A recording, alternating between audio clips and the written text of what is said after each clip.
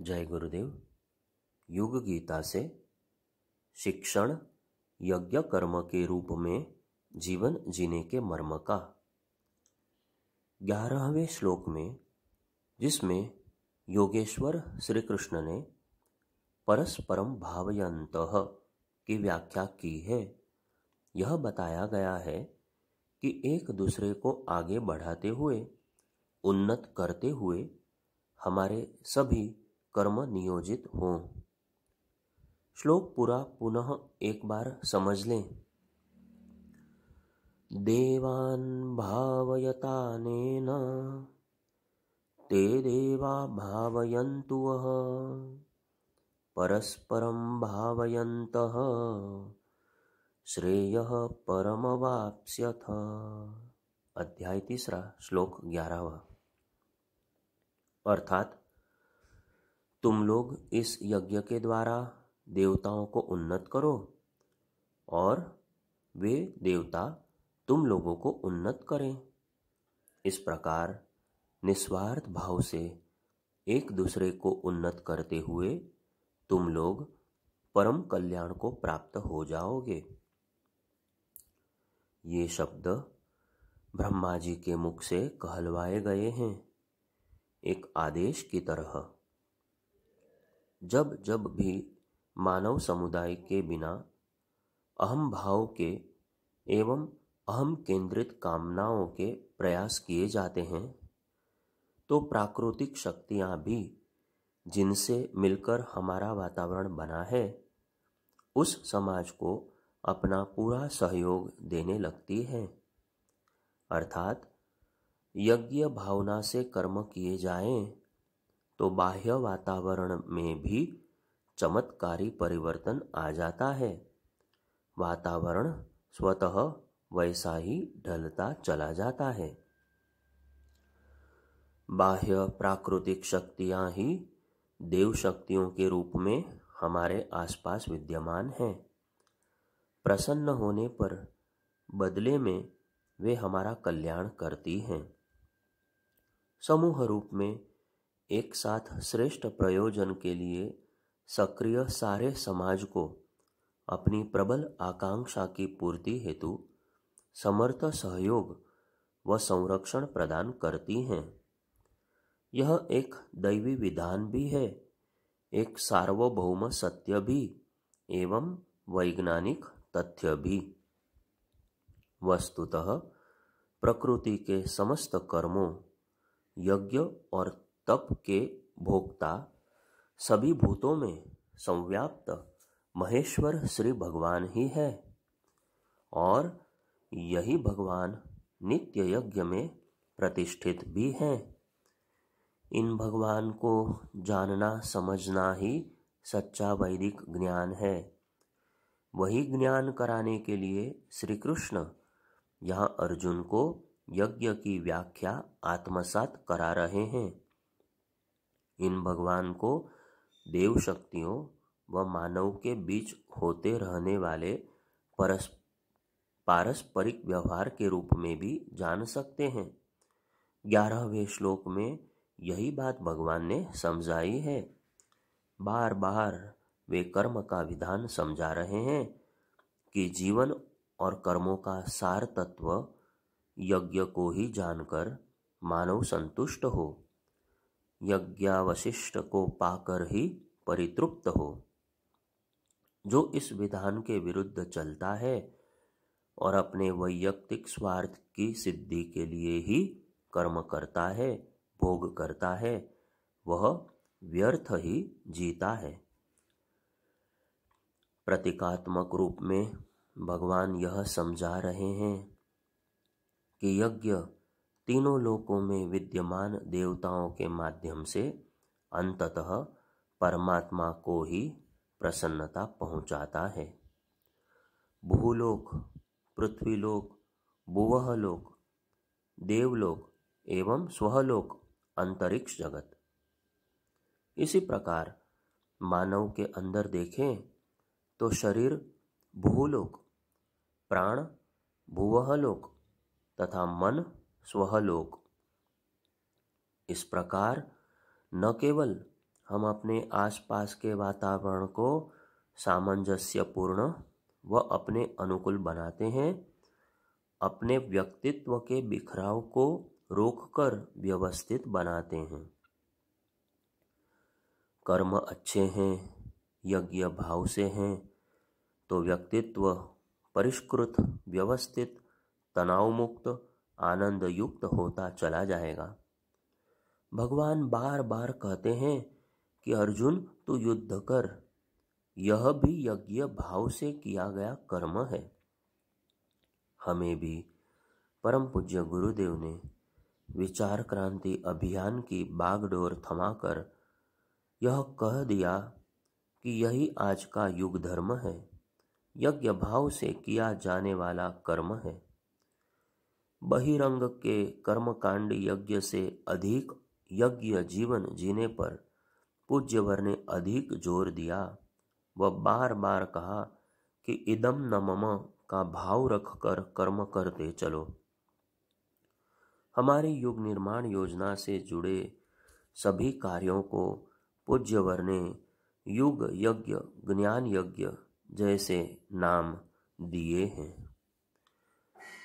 भगवान अगले श्लोकों में कहते हैं, यज्ञ के द्वारा बढ़ाए हुए यानी कि परिपुष्ट हुए देवता तुम लोगों को बिना मांगे ही इच्छित भोग निश्चय ही देते रहेंगे।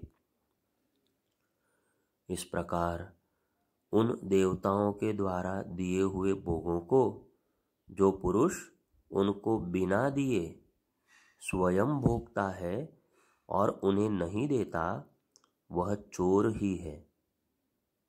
यज्ञ से बचे हुए अन्न को खाने वाले श्रेष्ठ पुरुष सब पापों से मुक्त हो जाते हैं, और जो पापी लोग अपना शरीर पोषण करने के लिए ही अन्न पकाते हैं, वे पाप को ही खाते हैं। अध्याय 3, 12वां एवं 13वां श्लोक। कई व्यक्तियों के सामूहिक पुरुषार्थ के फल स्वरूप प्राप्त लाभों को कोई एक व्यक्ति हड़पने का प्रयास करे तो भगवान के अनुसार उसे सचमुच चोर ही कहना चाहिए। समर्पित सहकारी प्रयासों के परिणाम स्वरूप प्राप्त धन या सामग्री में से सभी को समान वितरण होना चाहिए। यह श्री कृष्ण का आध्यात्मिक साम्यवाद कहता है। संभवतः इस अष्टम अवतार ने बाल्यकाल में इसी भाव के साथ ग्वाल बालों के साथ मिलकर सारा दूध मक्खन राज्य के अधीश्वर को मिलना चाहिए, कंस की इस नीति के विरुद्ध सत्याग्रह किया था। एक उदाहरण प्रस्तुत किया था कि समाज में कोई शोषण करके जीने का अधिकार नहीं रखता। सामूहिक लाभों को हड़पने वाले को लुटेरा, पतित, हेय, घृणित ही समझना चाहिए। यह योगेश्वर कृष्ण का मत है। परम पूज्य गुरुदेव का सतयुगी समाज भी इसी तथ्य की व्याख्या करता है। बार बार वे लिखते हैं कि यज्ञ जीवन जीने वाले समाज में न कोई छोटा होगा न बड़ा, सबको प्रकृति की समस्त शक्तियों का विवेकपूर्ण उपयोग करने का समुचित अधिकार होगा। जबरदस्ती शोषण भोग करने की नीति से मुक्ति तब मिलेगी जब ऐसा मानव समुदाय प्रकृति प्रकोपों से दंडित होगा। नवंबर 1988 की अखंड ज्योति में, जिसमें युग संधि महापुरस्चरण की घोषणा की गई थी, पूज्यवर लिखते हैं कि नवयुग की 21वीं सदी की संपूर्ण व्यवस्था एकता और समता के सिद्धांतों पर निर्धारित होगी। हर क्षेत्र में, हर प्रसंग में उन्हीं का बोलबाला दृष्टिगोचर होगा। वसुधैव कुटुंबकम का आदर्श अब समाजवाद, समूहवाद, संगठन एकीकरण का विधान बनकर समय के अनुरूप कार्यान्वित होगा। आज के उपभोक्तावाद से भरे युग में श्री कृष्ण का आदर्श एवं परम पूज्य गुरुदेव की सतयुगी अवधारणा कितनी युगानुकूल है, इसे भली भांति समझा जा सकता है। योगेश्वर कृष्ण के संदेश की अवज्ञा का ही परिणाम है कि सारे विश्व में आज प्राकृतिक प्रकोपों की बाढ़ है। सभ्यता के साथ तथाकथित प्रगति की दौड़ में अंधाधुंध दौड़ते मनुष्य की भांति भांति के त्रास झेलने पड़ रहे हैं। राष्ट्रीय अंतर्राष्ट्रीय स्तर पर खींचातानी का जो तमाशा हम आज देख रहे हैं, वह इसी का परिणाम है कि मनुष्य ने प्रकृति यज्ञ में तो भागीदारी की, पर देव शक्तियों को उनका अंश नहीं दिया।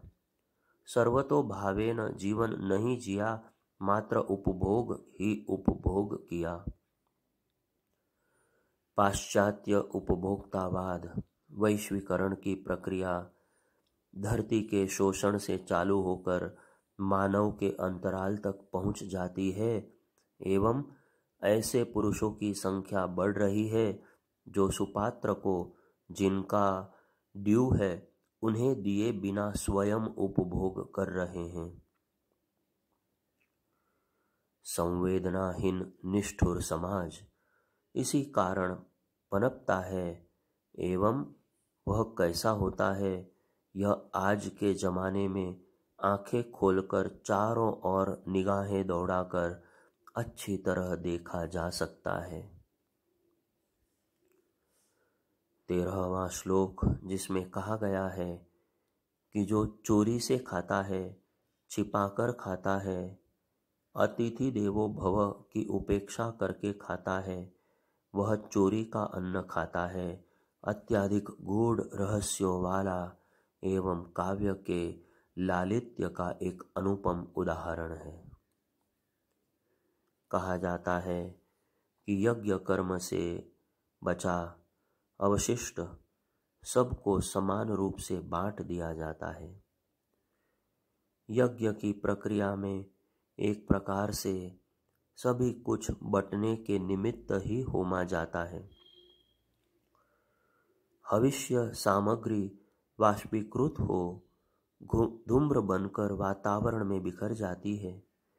जो बचता है वह यज्ञ भस्म के रूप में सभी एल्केलॉइड्स व अन्य खनिज तत्व लिए होता है। इसमें भी बड़े गुण भरे पड़े हैं। यज्ञ कार्य में प्रयुक्त घी का अवशिष्ट भी सभी याजकों को शरीर पर लगाने के लिए दिया जाता है। भस्म मस्तक, कंठ, दाहिनी भुजा व हृदय स्थल पर लगाई जाती है।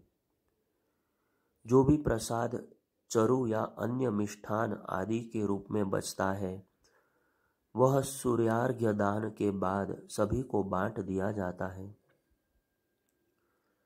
क्या यही कर्मकांड परक भाग यज्ञ है? सर्वतो भावेन समर्पण ही जिस कर्मकांड का उद्देश्य है, वह क्या मात्र क्रिया तक ही सीमित रहेगी? श्री कृष्ण कहते हैं, नहीं, वह जीवन की श्वास में समाहित रहनी चाहिए। उस गूढ़ तत्व दर्शन को समझे बिना हम मुच्यन्ते सर्वकिल्बिषैहि वाले मर्म को नहीं जान पाएंगे, जिसमें याजक के सभी पापों से मुक्त होने की बात कही गई है। जब भगवान कृष्ण कहते हैं कि संत लोग यज्ञावशिष्ट ही ग्रहण करते हैं, तो उनका आशय है कि किसी भी कर्मठ समुदाय में श्रेष्ठ व्यक्ति, सज्जन लोग सहकारिता के भाव से जीते हुए उत्पादन कर न केवल उन्नति को प्राप्त होते हैं, बिना किसी व्यक्तिगत कामना के उसके प्रतिफल को समान रूप से बांट भी लेते हैं। ऐसे व्यक्ति समाज का ऋण सतत चुकाते रहते हैं। अतः वे सामाजिक चोरी के अपराध से बचते हैं तथा बिना किसी अहं केंद्रित कामना के नियत कर्मों का संपादन करते रहते हैं, तो प्रतिक्षण वासनाओं का क्षय कर जीवन मुक्ति की लक्ष्य प्राप्ति की सिद्धि भी करते हैं।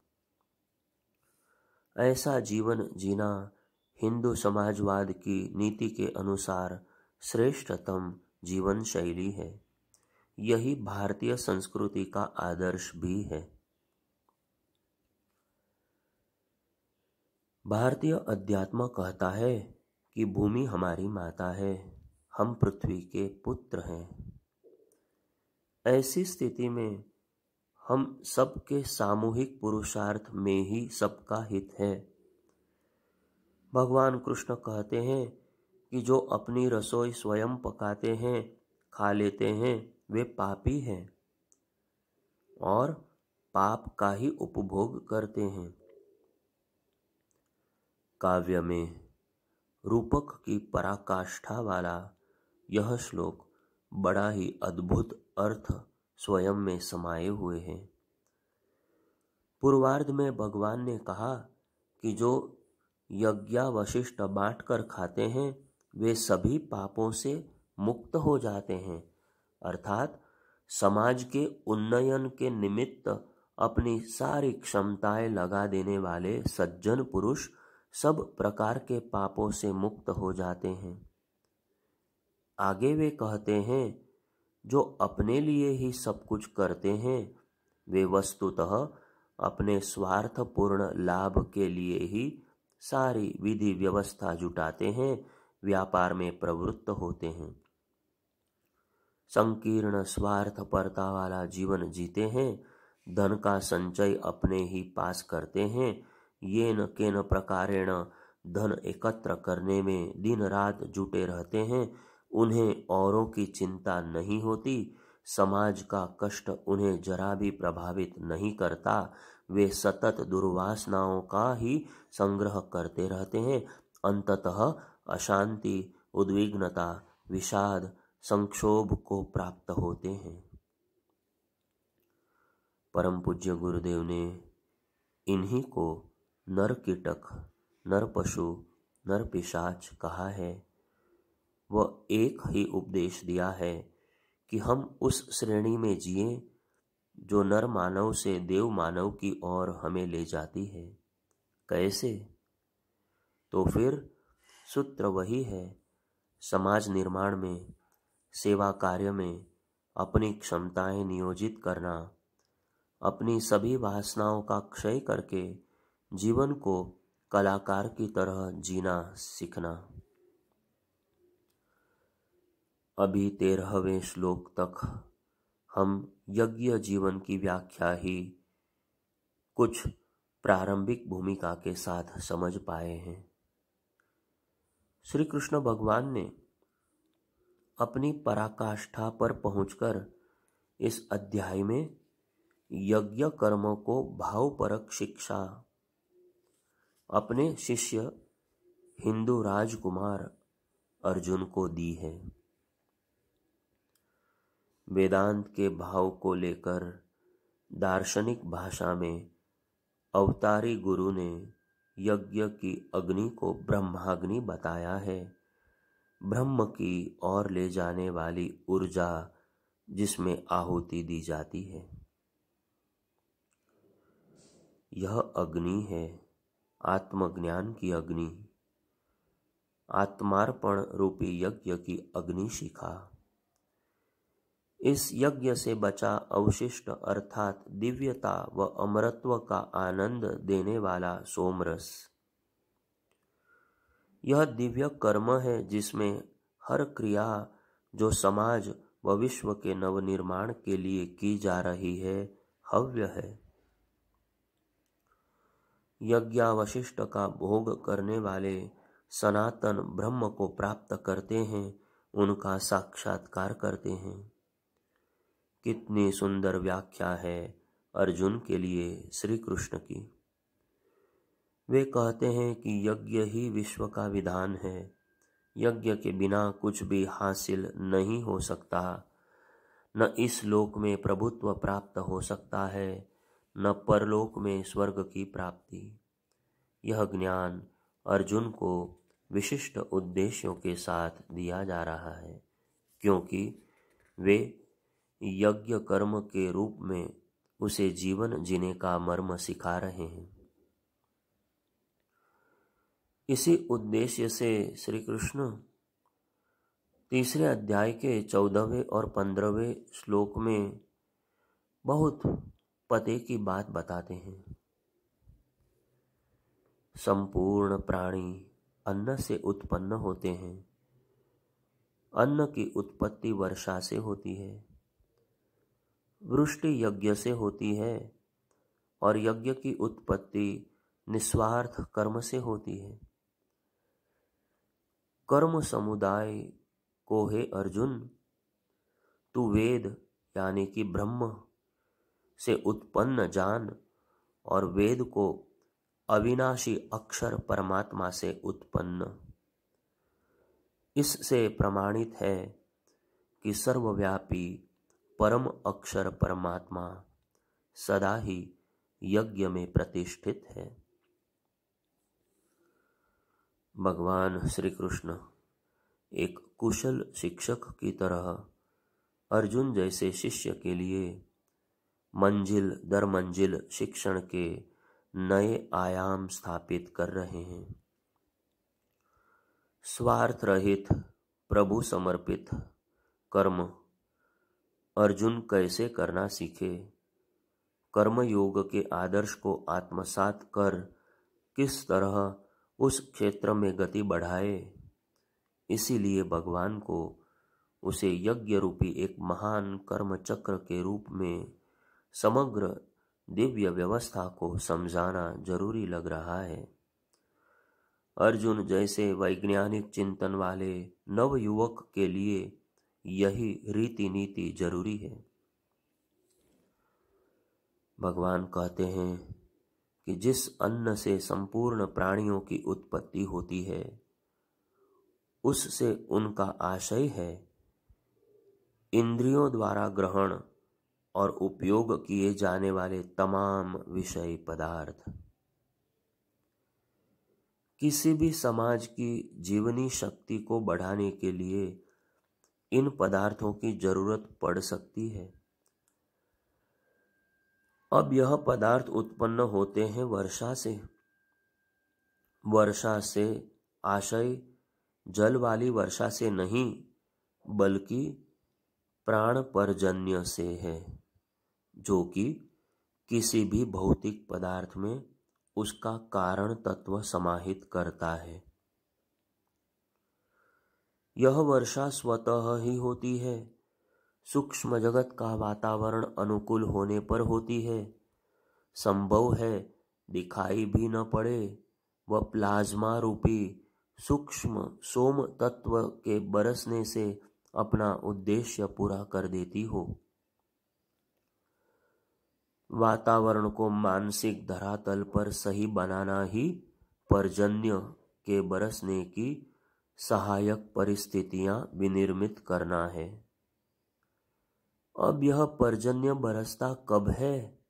श्री कृष्ण कहते हैं यज्ञ से। यज्ञ स्वाहा वाला नहीं, बिना किसी स्वार्थ के समर्पण भाव से सहकारी स्तर पर किए गए सामूहिक प्रयास से। किसी भी समुदाय में मानसिक अनुकूल वातावरण अर्थात वर्षा तो यज्ञ जैसे निस्वार्थ स्तर के परमार्थ के लिए किए गए श्रेष्ठतम कर्म द्वारा ही हो सकती है। पर्जन्य के बरसने में सहायक अर्थात मनः स्थिति के अनुकूलन में यज्ञ की अर्थात निष्काम कर्म की आवश्यकता समझना यहाँ बहुत जरूरी है। तब ही हम समझ पाएंगे कि यज्ञात् भवति पर्जन्यः से श्री कृष्ण का आशय क्या है। ऐसे कार्य जब समष्टिगत स्तर पर होते हैं तो अन्न में भी प्राण रहता है एवं उपभोग करने वाले जीवों में प्रचुर मात्रा में प्राण शक्ति विद्यमान होती है। यज्ञ वातावरण बनता है निस्वार्थ किए गए समाजोत्थान के उद्देश्य से निष्पादित सामूहिक कर्म द्वारा। यह समग्र सृष्टि का एक चक्र हुआ।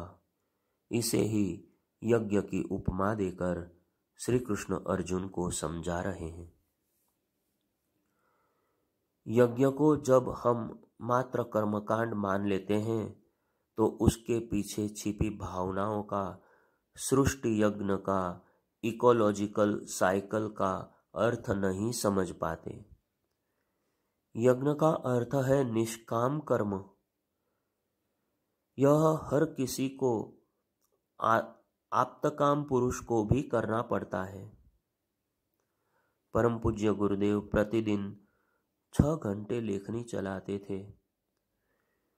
जीवन भर के पुरुषार्थ से 3200 किताबें लिखी, अपने वजन से 5 गुना अधिक साहित्य लिखा। क्या जरूरत थी उनके जैसे महापुरुष को लिखने की?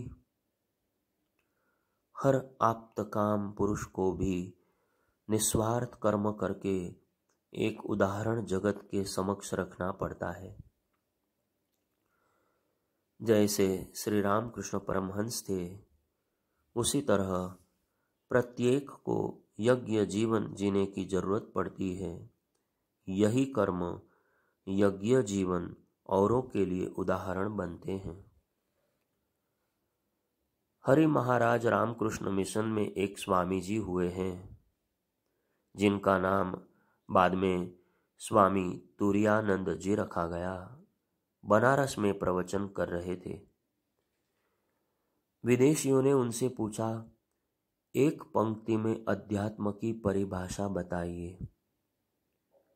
उन्होंने कहा, नियमित सतत परहितार्थाय कर्म करो, उदाहरण बनकर जियो। जियो तो ऐसे जियो कि तुम औरों के लिए एक मिसाल बन सको।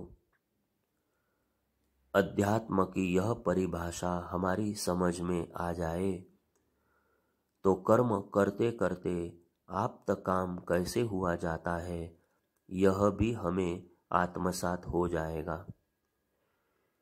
जीवन के अंतिम काल तक आद्य शंकराचार्य, स्वामी विवेकानंद, श्री अरविंद, परम पूज्य गुरुदेव जैसे महापुरुष सतत कार्यरत रहे। यही उदाहरण हमारे समक्ष रखे जाते हैं। भगवान की वाणी जो यज्ञ के विषय में प्रकट हुई है, उस यज्ञ संस्कृति का शिक्षण दे रही है, जो भारतीय धर्म अध्यात्म का मूल प्राण है।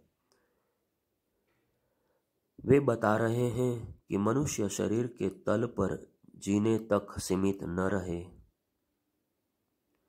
कर्मकांड तो भावनाओं की सवारी मात्र है। यज्ञ एक कर्मकांड नहीं है, यह निस्वार्थ कर्म का एक चक्र है जो सतत गतिशील है। यह कर्म कहाँ से जन्मा? श्री कृष्ण 15वें श्लोक में कहते हैं, ब्रह्मा जी से, वेदों के ज्ञान से। स्वयं ब्रह्मा अनंत अक्षर तत्व की सृजनात्मक शक्ति के अभिव्यक्ति स्वरूप ही तो हैं। इस प्रकार निष्कर्ष निकालते हुए भगवान कहते हैं कि सर्वव्यापी ब्रह्म यज्ञ कर्म में सदैव प्रतिष्ठित हैं, अर्थात उस सामूहिक पुरुषार्थ में परमात्मा की सत्ता ही स्पष्ट उपस्थित है, जिसमें सदस्य स्वार्थ की कामना की भावना से ऊपर उठकर यज्ञ जीवन के भाव से एक टीम भावना से मिलजुल कर पुरुषार्थ करते हैं। सर्वव्यापी ब्रह्म यज्ञ में सदैव प्रतिष्ठित है, यह हमें भली भांति समझना होगा।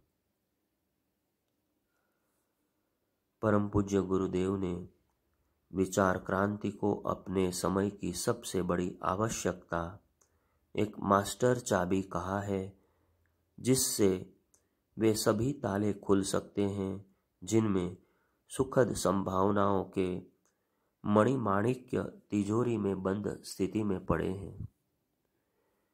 इस विचार क्रांति को हमने प्रतिभाओं के उभार, सद्विचारों के प्रवाह एवं युग चेतना के उद्भव से संभव होना बताया, जो मानव समुदाय की ऋषि कल्प सामूहिक तपश्चर्या द्वारा होगी, ऐसा लिखा है।